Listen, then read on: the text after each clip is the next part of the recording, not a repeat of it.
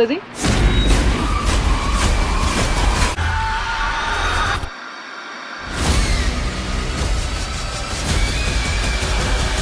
Strange Harvest is a new horror flick directed by Stuart Ortiz that came out in August of 2025. This was a film that I was really looking forward to seeing in theaters, but unfortunately, the weekend it came out, it opened against Weapons, my most anticipated movie of August, and Freakier Friday, one of my top 10 most anticipated movies for the entire year. And so I went and saw both of those on that opening weekend, thinking I had a little bit of time to watch Strange Harvest, but unfortunately, it was an incredibly limited release. It only played in my area for opening weekend and then a couple of days. It didn't even make it to the following weekend, so I missed this in theaters, and then to make matters worse, it didn't even hit streaming for another month, and so I had to wait for this thing to finally be on Amazon Prime. But last night, I had a chance to rent this on Amazon Prime, and oh my god, it was better than I expected. Let's do the review for Strange Harvest.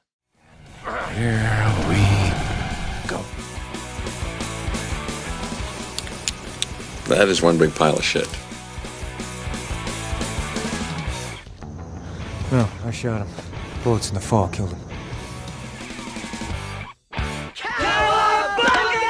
So Strange Harvest is a work of fiction, and I feel like it's important to say that up front because the way this movie is filmed is a documentary-style true crime story about a serial killer named Mr. Shiny. And if you just showed this movie to someone, I swear to you, you could more than likely convince them that this was a real story. Like, it really feels real the way they shoot this film. It's very well done. And the movie opens up with an interview between the detectives and the people making the documentary about them first learning about this serial killer named Mr. Shiny. Apparently in the 90s, he committed these horrible acts, these violent acts, murdering people, but it didn't seem connected until one little piece of the puzzle, a very strange triangle symbol that tied all of these together, along with a letter from this serial killer saying that he had committed the first acts and there were 10 more left to go. Worrying that there were going to be 10 more murders committed, they looked for Mr. Shiny, but unfortunately, or maybe fortunately, he just dropped off the map. There were no more killings that were connected to these Mr. Shiny killings, and so almost 20 years goes by before this Mr. Shiny reappears. But when he reappears, well, the murders are back on, and the police are back on the case, leaving little clues along the way, seemingly not caring if they eventually figure out his identity, because he is able to strike and kill people in vicious ways before the police can ever get there. And one more thing to add to this synopsis is that while all of this is going on, as the evidence is being presented to you secondhand by different eyewitness accounts, you also start seeing that there's a supernatural edge to this, that this serial killer, Mr. Shiny, might be doing all of this to perform some sort of ritual to bring back some ancient spirit. And that is the best synopsis that I can give you for Strange Harvest. If that sounds like a fun time, well, again, you can rent this on several different platforms right now, and I highly recommend it. Now, I am going to get into my positives and my negatives for Strange Harvest here in a second, but before I do that, if this is the first time you found my channel, well, I would love for you guys to hit that subscribe button, check out all the different content that I have, whether you like movie reviews, Blu-ray talk, or even ranked list videos. I've got a little bit of everything on my channel, and I'd love for you guys to check it out. All right, let's get into my positives and my negatives for Strange Harvest.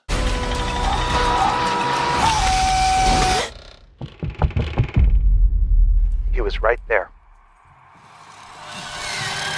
My first positive for this movie is something that I already kind of went into, and that is that this film truly feels like a true crime documentary. I swear that if you put this movie on for somebody, giving them no context other than telling them, hey, you want to check out this true crime documentary about this serial killer from the 90s, and you just put this movie on, you would probably be able to trick them into believing that this was a real life event because of the way it's filmed. But I don't just want to say that this movie is that good. I want to give you my reasons for that, and I have three main reasons why I think this is filmed so well as a fake documentary. And my first reason for that is the actors involved. They do such a great job convincing you. One of the main actors in this movie, Peter Zizzo, playing Detective Joe Kirby, he's one of the main people that you listen to throughout this entire documentary. At one point, he gets choked up about not being able to save the victims, and I believe that. It felt so real. Again, the acting was on another level in this movie because they weren't just acting with each other, they were directly acting to you, the viewer. They were directly trying to convey their emotions like they truly lived these events. And all of the people being interviewed throughout this film truly felt like they were really there in those events, like they really went through these horrific things, whether they were victims, survivors, surviving family members, or the detectives themselves. I bought into each and every one of their interviews throughout this movie. The next reason this movie works so well as a documentary is the way you are able to experience this film, the way they present it visually to you, because the film does have a bit of a found footage edge to it, which of course is always going to get me excited. I love found footage movies, but you are watching these interviewers giving you secondhand information, and then you're maybe seeing police body cams, or you're seeing security cameras in a donut shop, or you're seeing security cameras outside someone's house. The point is, because it's not perfectly clear and it's not a steady cam that you're watching this on, it feels real visually while you're watching the film. And the third reason I think this movie works so well as a documentary is they hold so much of the serial killer back throughout this film. As you're watching it, little things are being revealed to you, little glimpses into the serial killer's life, where he lives eventually, what he likes to drink the most, which of course is milk. The fact that he leaves these notes, and they'll put these notes on the screen for you, and they'll highlight certain parts, or maybe they'll only just quickly read you little excerpts from it, so you don't get the time to read each individual one. Like, I found myself pausing and reading the actual full note, not just the part they wanted to read to you. Like, that's how in-depth they go, but then even they know we don't need to give you all of it right away. And that was such a clever thing to do, because you are experiencing this throughout the interview again like a documentary, and they do such a great job. So those are my three reasons for saying that this film feels like a real documentary: the acting, the visuals, and just the way they portray the serial killer so realistically. My next positive for this movie is that supernatural edge. I think that might be something some people have a bit of a problem with. You didn't necessarily need to go the supernatural route. You could have just had this mockumentary style film about a serial killer, but there's this supernatural edge to it. But to me, that works even better, because I love that they went that far. They had a straightforward serial killer cat and mouse game between the serial killer and the cops, but they gave it this supernatural edge where maybe he's trying to raise an ancient spirit. Maybe there's more to him than meets the eye. And again, they slowly reveal that to you. Eventually you get an interview from somebody that knows the man under the mask, and they're like, yeah, he was always a pretty cool guy. And then one day he went hiking, he went in this cave, and he never came out the same way, implying that maybe something happened in that cave. And then you find out that he spent time overseas. Again, the movie does such a great job with the supernatural edge to this film.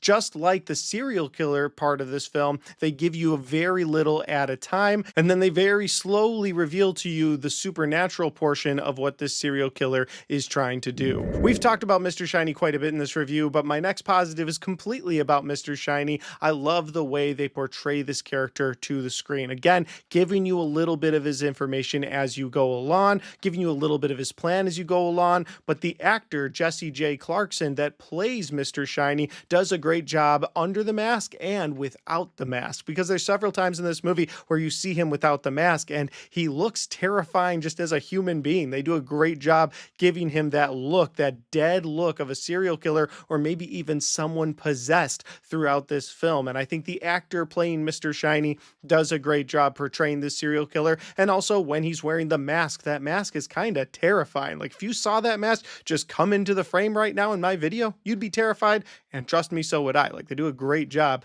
portraying this serial killer. And my final positive of this movie is the gory aftermath of this serial killer. And the reason I phrase it like that is because you come into 99% of these murders of this serial killer, what he leaves behind, you come into them after the fact with the detectives. And so when you come in, this gory aftermath of what the serial killer did is horrifying. It's something straight out of a Saw movie, but instead of watching the traps happen, for the most part, you just come in after the fact. There's two scenes in particular that really got to me while watching this film. One of them was a family, including a kid. Like, they go there. It is crazy that they go there, but they're all bound and tied around a table with buckets underneath their feet. It's a really gory scene. It's one of the first scenes you get in this movie, and it really sets the tone for the rest of the film. And then there's another scene in this movie where a guy is tied up to a children's swing set, and it's a pretty gory moment as well. So again, just the gore in this film, or the gory aftermath, as I like to say, is done really well. That'll do it for my positives. Now we have to get into my negatives, and I really only have one negative at this point, and that's that this isn't necessarily a completely satisfying ending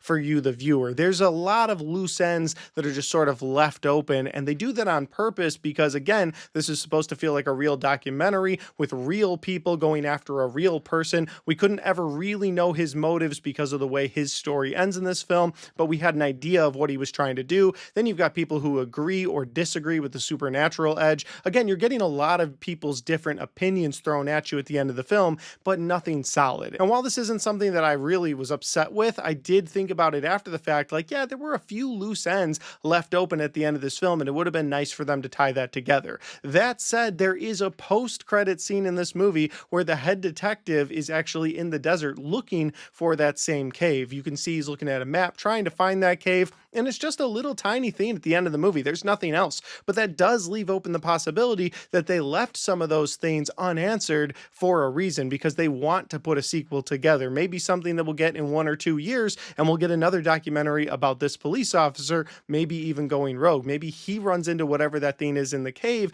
and it leads to something else. There's a whole bunch of stuff they could do with the end of this movie, so while I threw that in my negatives, it's possible that those things were left like that on purpose, just to leave a little bit of room for a sequel in the future. But guys, those are just my opinions because that's my review for Strange Harvest. Have you guys had a chance to see this film yet? If not, I highly recommend that you check it out. But if you have seen it, then I would love your thoughts on this movie as well. So throw those thoughts in the comment section down below. And finally, guys, if you like this video, don't forget to hit that like button because it helps the video, it helps the channel, and it helps me right here. Thanks for watching, and I'll see you next time.